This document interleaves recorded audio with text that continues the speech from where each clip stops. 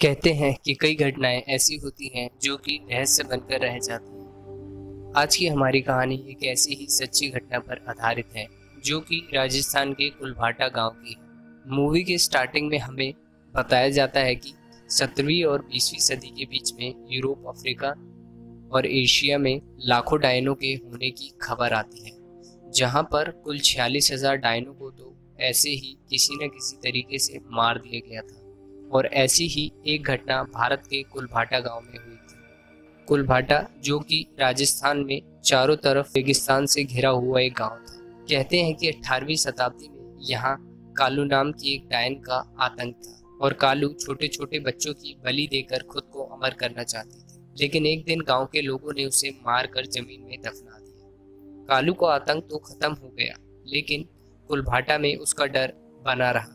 फिर गांव में कुछ लोगों ने कालू को फिर से देखे जाने की बात कही और फिर से वही सब घटनाएं शुरू हो गई। इसके बाद एक दिन अचानक रात को पूरा बसा बसाया गांव खाली कर दिया गया और उसके बाद से वहां पर रहने कोई नहीं आया। आज इस घटना को लगभग 250 साल हो गए हैं और कहा जाता है कि आज भी कुलभाटा में कोई नहीं आता और कुलभाटा वीरान पड़ा हुआ है। और इसी के साथ ही कई लोगों का ये भी मानना है कि आज भी कालू कुलभाटा में घूमती है और वो भी पहले से भयानक रूप में। इसके बाद हमारी मेन स्टोरी शुरू होती है। कहानी के शुरुआत में हमें समीर नाम का एक कैरेक्टर दिखाया जाता है जो कि अपने गांव में पानी की प्रॉब्लम सुलझाने के लिए अपने साथ बारूद का एक बैग लाया होता है, जिससे कि उसके गांव में पानी की समस्या दूर हो सके। इसी के साथ हम देखते हैं कि वो रोड के किनारे खड़ा होकर बस का वेट कर रहा होता है। अब यहाँ पर कुछ ही देर बाद बस आ जाती है और वो बस में जाकर बैठ जाता है। यहाँ हम व्यूअर्स देख सकते हैं कि उस बस में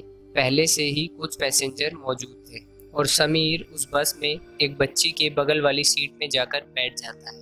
वह बच्ची समीर को नटखट और शैतान लग रही थी और ऐसे ही वो दोनों आपस में बात करना शुरू कर देते हैं। अब वो बस गलती से कुलभाटा के रास्ते पर चली जाती है, जहाँ पर खूंखार कालू का आतंक अभी भी जिंदा था। कुलभाटा से पहले भी कुछ पैसेंजर उस बस में चढ़ने वाले थे, पर मानो ऐसा लगता है कि कालू ने उन्हें अपना शिकार बना लिया। पैसेंजर तो वहां से नहीं चढ़े, पर बस में जितने भी पैसेंजर थे वो बस से थोड़ा बाहर घूमने के लिए उतर जाते हैं। तभी वो छोटी सी बच्ची भी बाहर आ जाती है और बस यहीं से कालू उस बच्ची के पीछे लग जाती है। जैसे ही बस थोड़ा सा आगे जाती है, यहाँ हम देखते हैं कि बस के बीच में एक बड़ी सी खाई आ जाती है, जिससे कि वो अपना रास्ता बदल कर कुलभाटा वाले रास्ते से बस को ले जाते हैं। तभी उस बस में सफर कर रहे एक पंडित को ऐसा फील होता है कि कुछ बुरा होने वाला है। इसके बाद वो बस पर कुलदेवी का एक धागा बांध देता है ताकि कुलदेवी उन सभी लोगों की रक्षा कर सके। अभी वो बस उस रास्ते पर कुछ दूर चली ही थी कि उसका टायर खराब हो जाता है। इसके बाद ड्राइवर और कंडक्टर बस का टायर ठीक करने के लिए बाहर आते हैं और यहीं पर बाकी सब लोग भी बस से बाहर उतर जाते हैं। एक लड़कों के ग्रुप को देख सकते हैं जो कि पास ही में बैठे हुए एक कपल को चुपचाप रोमांस करते हुए देख रहा था। लेकिन इसी बीच में हम उसके पास किसी काले साए को आता हुआ देखते हैं और वो छोटू को अपने साथ ले जाता है। जब छोटू काफी देर तक उन लोगों को नहीं मिलता तो वो उसे आसपास ढूंढने के लिए निकल जाते हैं। तभी हम देखते हैं कि उन्हें पास ही में छोटू की लाश मिलती है, जिसे देखकर बस के सभी लोग काफी डर जाते हैं। अब वो लोग छोटू की लाश को अपने साथ ले जाने का फैसला करते हैं और वो लोग जाने के लिए बस में बैठ जाते हैं, पर मानो अब उनका बुरा टाइम शुरू हो गया था। जैसे ही ड्राइवर अपनी सीट पर बैठता है, उसे शीशे में काली परछाई दिखाई देती है। जैसे ही वो बस के बाहर उतर कर आसपास चेक कर रहा होता है, तभी हम देखते हैं कि कालू उसे भी अपने साथ ले जाती है और उसके चिल्लाने की आवाज से बस के लोग काफी डर जाते हैं। और यहाँ पर सबको यकीन हो जाता है कि उनका इस रास्ते पर आने का फैसला बिल्कुल ही गलत था। उस बस का कंडक्टर ड्राइवर को देखने के लिए नीचे उतरता है, लेकिन यहाँ पर हम देखते हैं कि उसे भी कालू मार देता है। इसके बाद तो मानो बस में अफरा तफरी का माहौल शुरू हो जाता है और बस के सभी लोग चिल्लाने लगते हैं। तभी यहाँ पर हम कालू के पास एक बड़े से भाले को देखते हैं, जिससे कि वो बस के सारे शीशे तोड़ने लगता है और वो बार बार उस बच्ची की तरफ देख रहा होता है। जैसे ही बस के लोग इस चीज को देखते हैं, उन्हें ये अंदाजा हो जाता है कि शायद वो डायन इस बच्ची को लेने के लिए आई है। और यहाँ बस के काफी लोग ये बोलने लगते हैं कि हम सभी बच जाएंगे, बस उस बच्ची को बस से बाहर निकाल दो। लेकिन जैसे ही सब लोग इस चीज का डिस्कशन कर रहे होते हैं, तभी समीर बोलता है कि अगर किसी ने भी उस बच्ची को हाथ लगाया तो वह कालू से पहले उन सभी को मार देगा।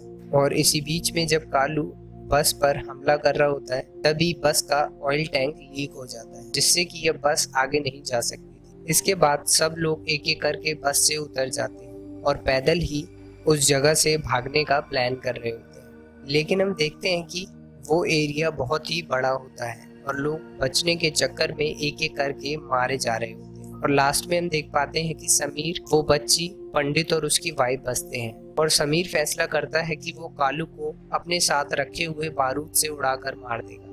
इसी बीच में जब वो चारों कालू से डर कर भाग रहे होते हैं, तभी पंडित को एक पेट्रोल का टैंक दिखाई देता है और इसके बाद वो उस टैंकर के पास जाकर बैठ जाता है और कालू को बुलाने लगता है। जैसे ही कालू उसके पास आता है और वो पंडित को मारने के लिए उसके चेस्ट में अपने भाले से अटैक कर देता है, लेकिन इसी बीच में कालू का वो भाला पेट्रोल टैंक में भी छेद कर देता है और पंडित को शायद यही चीज चाहिए होती है। और जैसे ही वो ये देखता है, वो अपने पॉकेट में से माचिस की तिल्ली निकाल कर आग लगा देता है और यहाँ पर ब्लास्ट हो जाता है। और फिर इस चीज को देखकर पंडित की वाइफ बहुत ज्यादा रोने लग जाती है। लेकिन मूवी की स्टोरी अभी खत्म नहीं हुई। कालू इस हमले से सिर्फ घायल होती है और इसके बाद जब उन लोगों को ये पता चलता है, वो तीनों फिर से कालू से बचने के लिए भागने लगते हैं। और इसी बीच में कालू पंडित की वाइफ को भी मार देता है। अब सिर्फ समीर और वो बच्ची बचे होते हैं। समीर बच्ची को लेकर भाग रहा होता है, तभी कालू उसके रास्ते में आ जाती है और समीर को भी बुरी तरह घायल कर देती है। यहाँ पर समीर समझ जाता है कि वो कालू से नहीं जीत सकता और वो अपने घुटने पर बैठकर बच्ची का हाथ छोड़ देता है।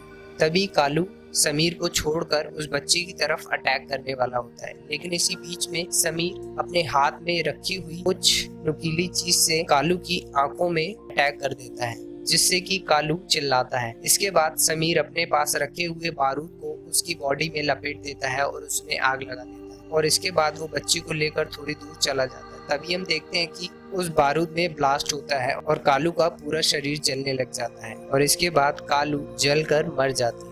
और यहाँ पर समीर उस बच्ची को लेकर अपने रास्ते पर निकल जाता है और मूवी को यहीं खत्म कर दिया जाता है। तो आपको ये मूवी कैसी लगी, आप हमें कमेंट बॉक्स में लिखकर बता सकते हैं और ऐसी कुछ हॉरर मूवी एक्सप्लेनेशन के लिए चैनल को सब्सक्राइब कर सकते हैं।